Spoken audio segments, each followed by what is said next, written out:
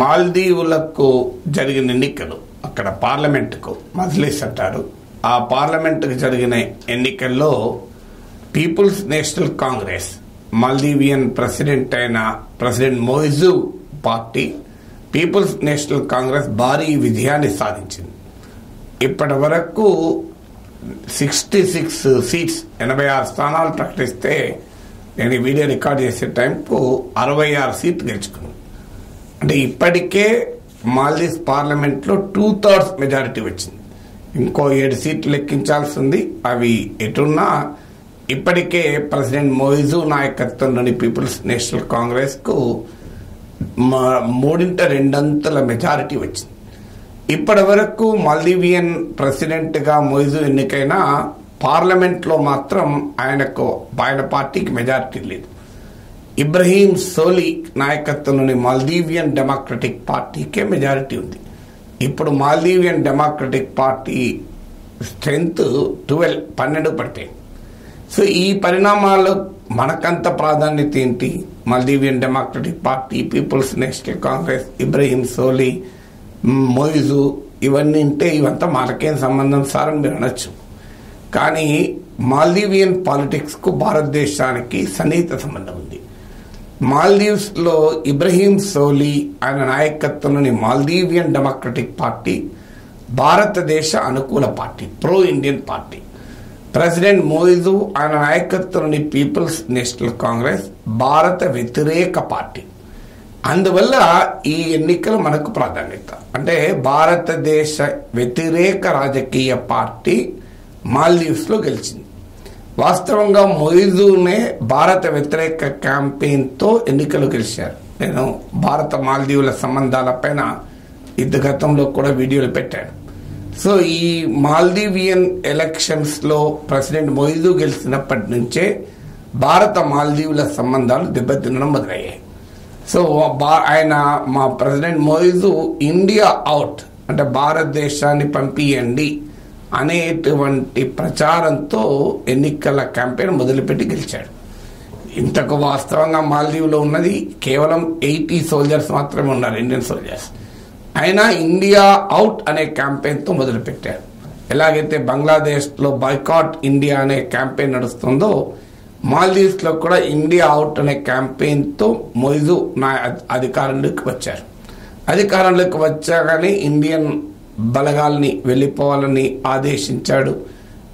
వాస్తవంగా మాల్దీవుల నాయకత్వంలో ప్రెసిడెంట్గా ఎవరు ఎలక్ట్ అయినా ఈవెన్ ఇండియా పట్ల వారికి సరైన అభిప్రాయం లేని ప్రెసిడెంట్లు ఎలక్ట్ అయినా ఒక కస్టమరీ సాంప్రదాయం ఏంటి అంటే ఆ మాల్దీవియన్ ప్రెసిడెంట్గా ఎన్నికైన వ్యక్తి మొదటిసారిగా భారతదేశంలో పర్యటిస్తాడు. అన్న ఇండియాకు మాల్దీవులకు ఉన్న జాగ్రఫీ, హిస్టరీ, వ్యూహాత్మక రిలేషన్ అది. కానీ ప్రెసిడెంట్ మొయిజు ఈ ట్రెడిషన్, ఈ సాంప్రదాయాన్ని బద్దలు కొట్టి చైనాకు వెళ్ళాడు. ఈలోగా మాల్దీవుల ప్రభుత్వంలో 3 మంత్రులు మన ప్రధానమంత్రి నరేంద్ర మోడీ పైన, మన భారతీయుల పైన అభ్యంతరకరమైన అనుచిత అన్వారంటెడ్ కామెంట్స్ చేశారు. దీనిపైన పెద్ద ఎత్తున ఇండియాలో రియాక్షన్ వచ్చింది. బాయ్కాట్ మాల్దీవ్స్ అనే క్యాంపెయిన్ నడిచింది. సోషల్ మీడియాలో చాలామంది మాల్దీవులకు వెళ్ళడాన్ని కూడా రద్దు చేసుకున్నారు. హోటల్ బుకింగ్లు రద్దయ్యాయి, ఫ్లైట్ టికెట్లు రద్దయ్యాయి. ఇది మాల్దీవియన్ ఎకానమీపై కూడా ప్రభావం చూపింది. అరౌండ్ 11% మాల్దీవియన్ టూరిస్టులు ఇండియన్సే. రష్యా, ఇండియా, చైనా ఈ 3 దేశాల నుంచే ప్రధానంగా మాల్దీవులకు టూరిస్టులు వస్తుంటారు.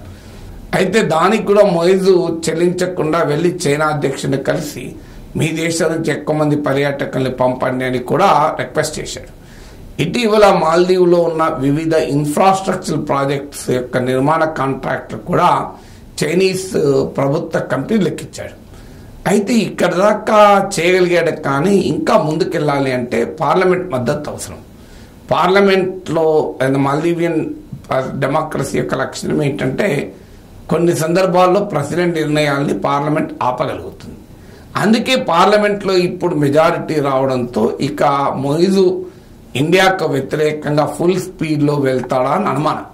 అయితే ఇటీవల కాలంలో మొయిజు కొంత చల్లబడ్డాడు.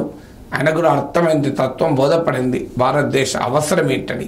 మన విదేశాంగ మంత్రి జయశంకర్ అన్నట్లు ఇరుగు పొరుగు దేశాలు ఒకరికొకరు అవసరం, neighbours need each other, geography యొక్క ప్రత్యేకతది.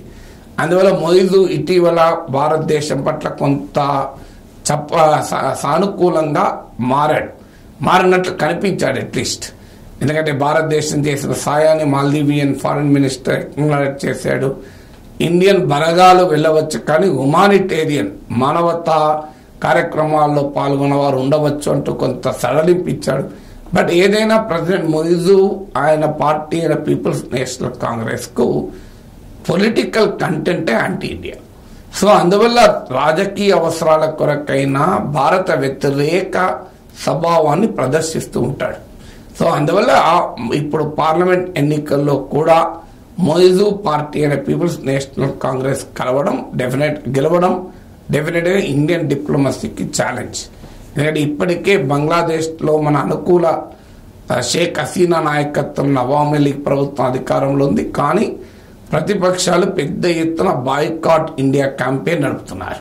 శ్రీలంకలో ఇటీవల ఎన్నికల కోసం ప్రధానమంత్రి నరేంద్ర మోడీ కచ్చితీవులను ఈ అంశాన్ని రైజ్ చేయడం, శ్రీలంకలో కూడా భారత వ్యతిరేక భావన పెరిగింది. నేపాల్లో భారత వ్యతిరేక భావాలు ఉన్నాయి. ఇప్పుడు ప్రైమ్ మినిస్టర్ ఈ ఎన్నికల అవసరం కొరకు యాంటీ ముస్లిం స్పీచ్లు ఇవ్వడం మొదలుపెట్టాడు. దీని ప్రభావం కూడా మాల్దీవ్స్ పైన ఉంటుంది. మాల్దీవ్స్ ఇదని మెజారిటీ ముస్లింల దేశం.